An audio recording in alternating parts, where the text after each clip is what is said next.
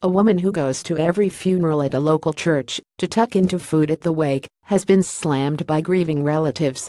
Teresa Doyle, 65, has joined mourners at funerals at her local church for the last 14 years and even speaks to grieving family members. At one recent funeral, she ate buffet food like there is no tomorrow. It has been revealed today, however, that Teresa is known to the local priest who said he had spoken to her and gathered that she believes it is her duty to attend as many church masses as possible. The bemused priest added that he could not stop her attending funerals, adding, "I can't exactly say you can't come here."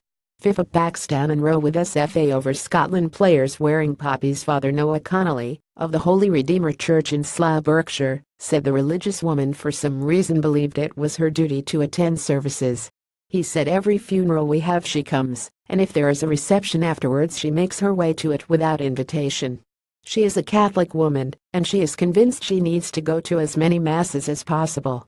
She has been coming and going since I have been here for the past 14 years. A mother whose daughter died after battling a rare illness slammed Teresa after she turned up at the family funeral in Slough and filled a box with food at the wake.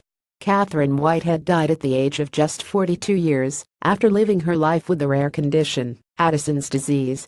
3 weeks after her death, friends and family gathered for a funeral, but the unknown woman appeared on a bicycle and later began chatting to guests at the wake.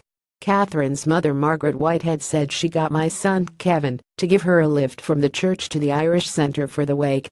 There were a lot of people at the funeral from Catherine's work, so I just assumed she was a colleague. When I spoke to her, though, she told me she used to work with Catherine as a waitress. My daughter never worked as a waitress. She was eating from the buffet like there was no tomorrow." Despite the Teresa's sense of religious duty, Mrs. Whitehead said her attendance was intrusive and not acceptable.